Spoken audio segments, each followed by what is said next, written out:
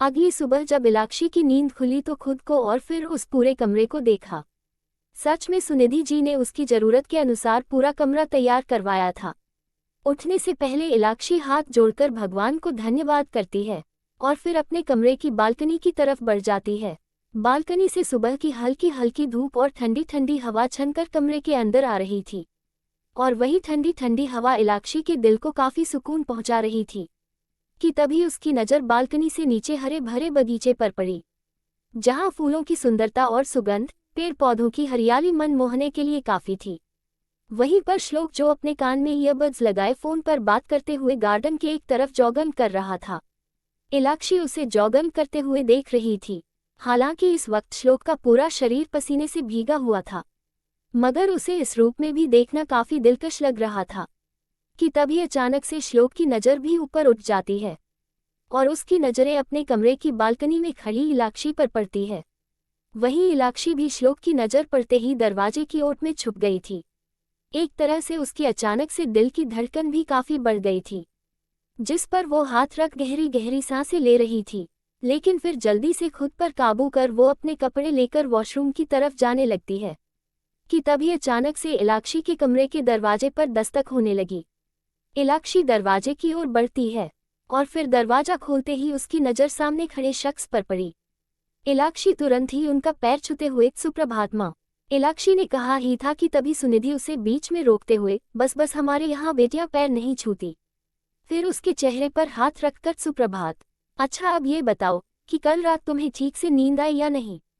इलाक्षी मुस्कुराते हुए, बिल्कुल माँ, इतने सालों बाद हम कल सुकून से सो पाए हैं। कहते हुए इलाक्षी की आंखें फिर से नम हो जाती है। उसकी पिछली जिंदगी फिर से उसकी आंखों के सामने नाच जाती है। सुनिधि उसके आंसू पोंछते हुए, बस बस, अब बिल्कुल भी नहीं रोना, हमने तुमसे उस दिन भी कहा था और आज फिर कह रही हूँ, तुम अकेली नहीं हो अब। तो अब तुम अपनी पिछली जिंदगी के बारे में भूल जाओ और फिर से नई यादें बनाना शुरू करो। फिर सुनिधि अपने सिर पर चपत मारते हुए, देखा, जिस काम के लिए आई थी, बातों ही बातों में हम वो बात ही भूल गए। इलाक्षी, आज ना हमारे बेटे श्लोक का जन्मदिन है, तो हम हर साल सिद्धि विनायक मंदिर जाते हैं उसके नाम से पूजा करवाने के लिए और फिर एक छोटा सा दान पुण्य का काम भी करते हैं। हम तो हमेशा से चाहते थे कि श्लोक भी हमारे साथ चले, मगर।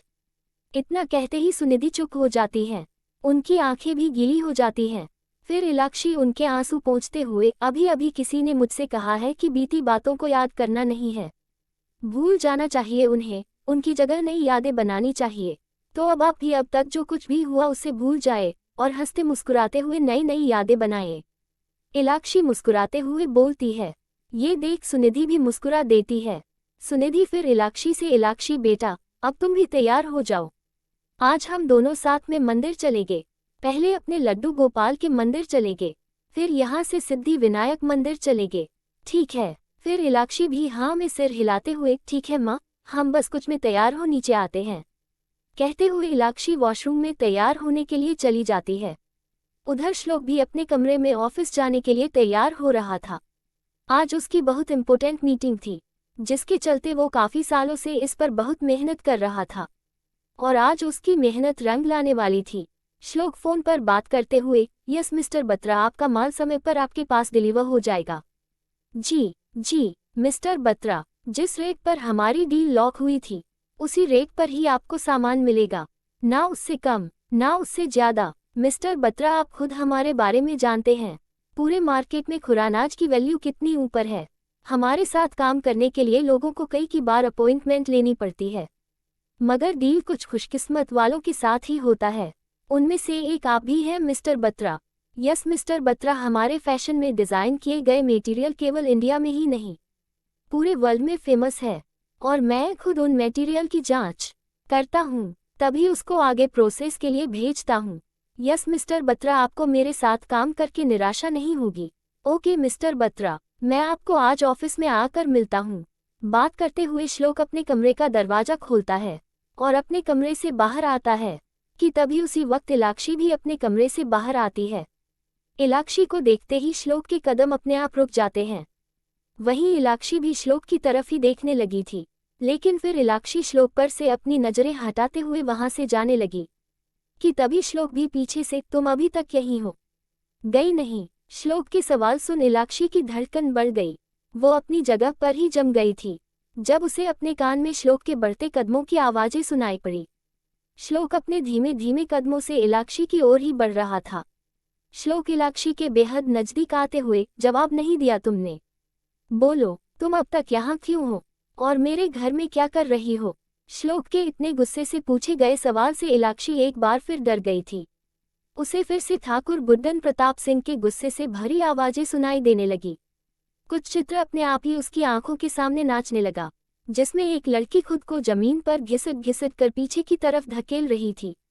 सामने खड़ा व्यक्ति अपने चेहरे पर गंदी सी मुस्कुराहट सजाए उसकी तरफ ही बढ़ रहा था।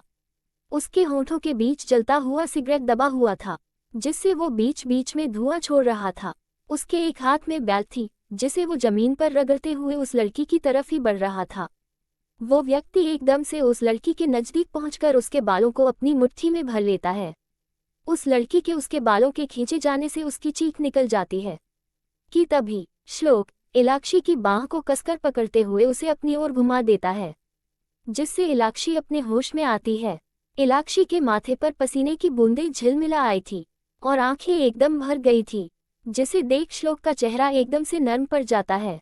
वो अपनी आवाज में बेहद नरमी लाते हुए, क्या हुआ तुम्हें?